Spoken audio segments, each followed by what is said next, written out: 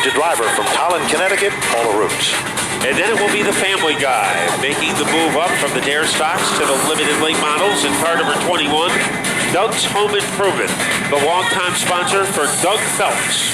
If you've just joined us, we are in the midst of our second feature event. This is the 26th annual TSI Harley-Davidson Night, 125 laps for the NASCAR Whelen Modified Tour and the best of the NASCAR Whelen All-American Series. Ladies and gentlemen, get ready. Whelen engineering lights are off. The pace car, watch for it to dive to the center of the infield. Mike Helberg on the starter's stand. Here's Matt Buckler with the call as we're about to go green, limited late model style. And what a start for Jeremy Lavoie. If it holds up, he is able to rabble-rouse his way to the early lead with Rob Surdell right with him. As they stampede their way, look at Matt Clement making a move as he tries a can opener his way underneath the Surdell. And it is a 59 of Clement making a pretty aggressive move. Certainly is. Jeremy Lavoie, who comes from a racing family, is very strong at the point in this one. That's the Aspen Hill Farm sponsored race car, car number 6 at the point. Meanwhile, here comes the Saunders twins, car number 4, Cliff Saunders, started back in the 8th position. His brother, the champ, is threading the needle rather nicely from the 10th spot. Oh, we've got trouble. Directly in front of the Narducci machine, the 87 car snaps around for Bob Surdell out of Manchester, Connecticut, and he brushes the... Enjoy the race tonight, fans, but don't forget to designate a sober driver. Fans, don't let fans drive drunk. Drive sober, or you will get pulled over. Make the right choice, and the only choice, to arrive alive. Also, remember, coming up at 7:30 in Napa Auto Parts Autograph Alley, located next to the novelty stand behind the Turn 4 grandstand area, is the NASCAR Whelen Modified Tour drivers for their traditional Whelen Modified Tour autograph session here at the Stafford Motor Speedway. Get ready. It's time to refire the field, or as we like to call it, rack 'em up. And let's see who has the fastest bullet in the chamber. Remember, on the start, it was Lavoie who was able to roller coaster to a lead. This time, Matt Clement is keeping him honest. So car number 59 hanging in there. And now Cliff Saunders was in a slump for about a year and a half. But right now, he is about to emerge in the top 2. He certainly is. Clement was really racy the last Friday night. They almost come together like two cymbals in an orchestra. But things are starting to get settled in. Where's the point leader? He's emerged among the top 8 cars. And here comes Paul LaRue, finding his presence. Step by step, inside, outside. Paul LaRue is coming to the front of the field as he works his magic on the inside lane. Back up front, it's the Saunders twins, but Lavoie isn't about to let them get far out of his sights. Yeah, Lavoie is in the middle of that Saunders family reunion, and now Albert gets by him to move into second. Paul LaRue, the laser, was able to get underneath the 33 of Bloxham. Trouble. And here is Clement avoiding serious damage to the 6 of Lavoie. Big lead for Cliff Saunders. And surviving is Jeremy Lavoie. And meanwhile, while all that's been happening, Frank Latour has moved into the top 4 with car number 11. He continues to create some magic there and pick them off one lap at a time. Meanwhile, Brent is trying to shake off the 33. That's Robert Bloxham III. They've got a little mini session going on there. And Paul LaRue continues to try to look for an opening to move to the front of this field. Now he has some racing room underneath the 66 of Justin Brent. And there he comes, and he is able to hurricane his way underneath the 66 to move up to 7th place.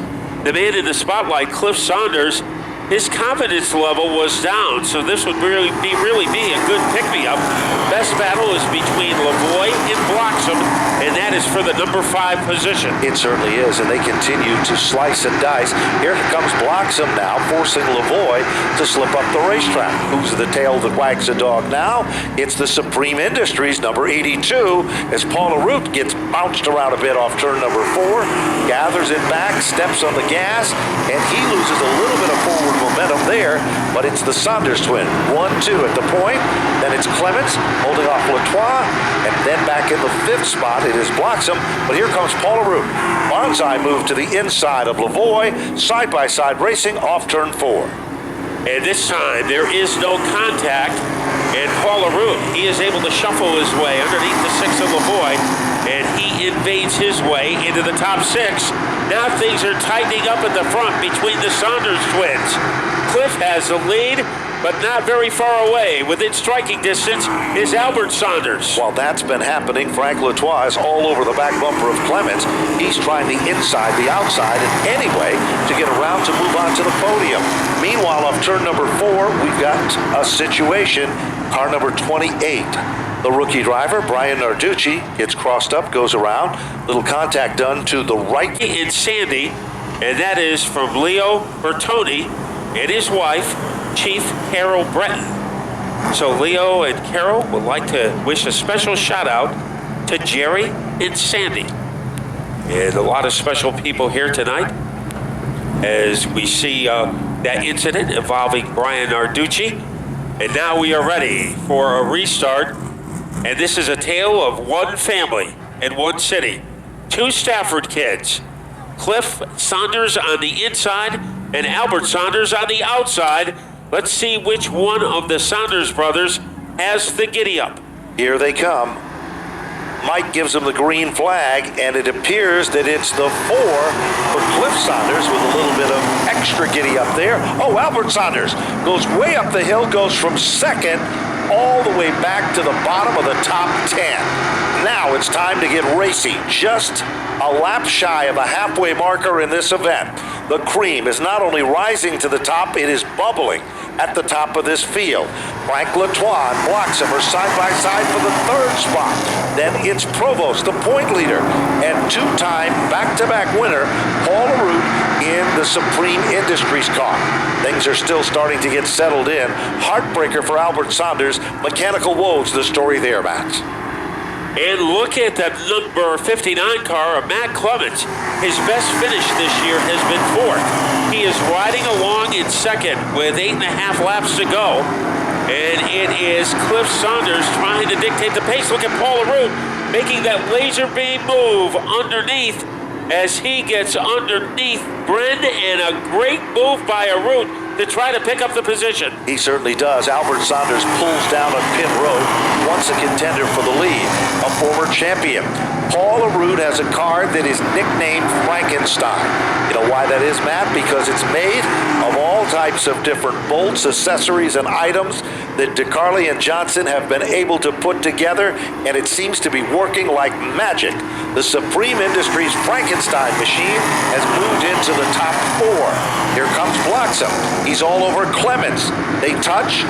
Oh, they bing and they bang, Matt, down into turn 3.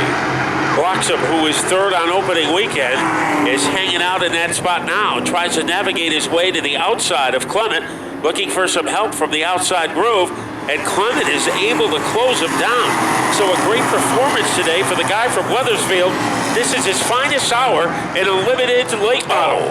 A tough situation there when Clement and Bloxham came together, and Paul LaRue had no place to go. Looks like the 33 got into the 59, kind of spun him there, and I just had nowhere to go. I got to thank Supreme Industries for all their help on this car. Steve, he works his butt off.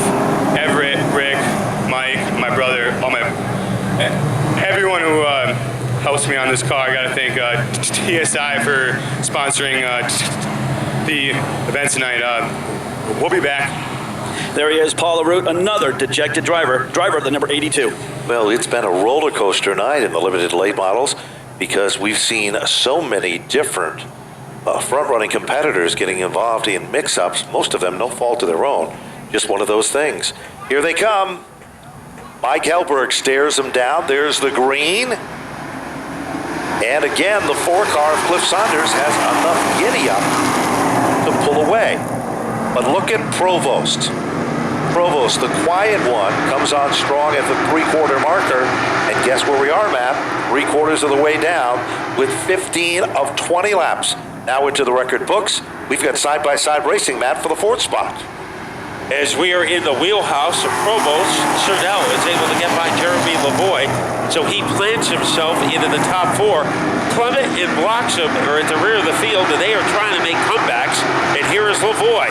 He has room, jackhammering his way underneath the 87, and he tries to squeeze his way into the top 4. There's no question about it. They're wheel to wheel and literally using the rub rails on the side of their car to keep them back into formation into line.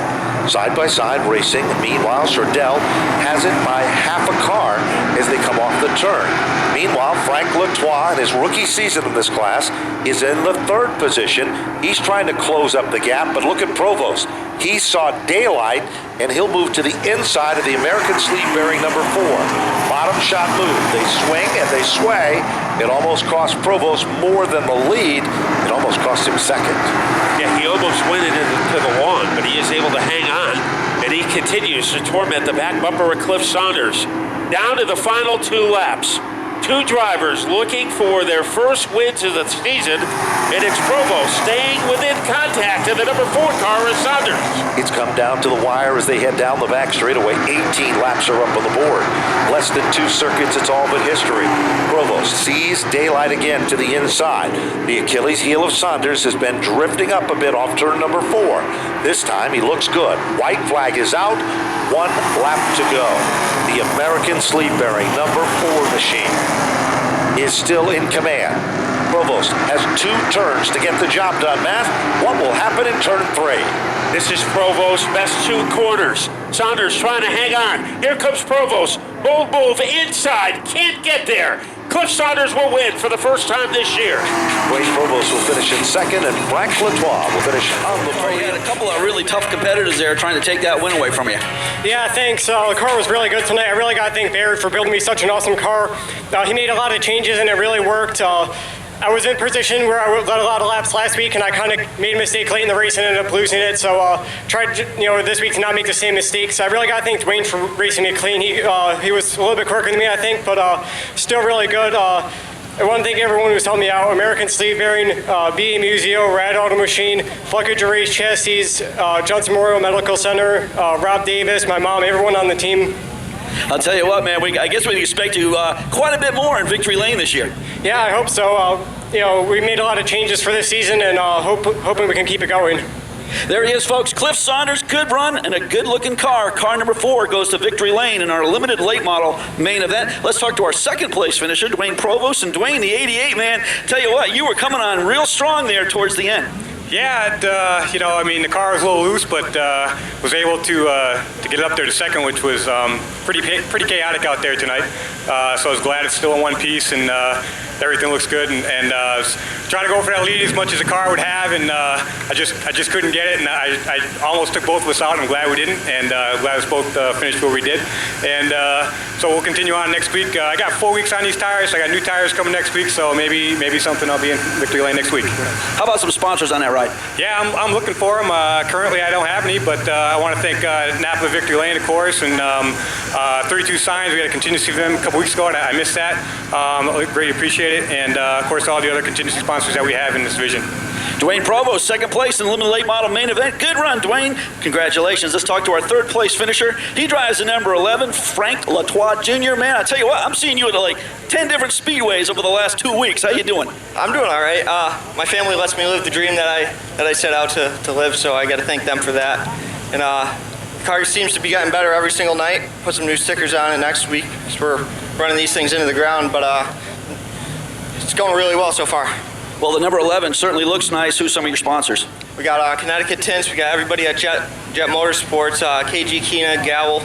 I know there's people I'm forgetting. I always do this, but just all the fans out here for coming out on this day, and everybody at the track, and everybody, just thank you.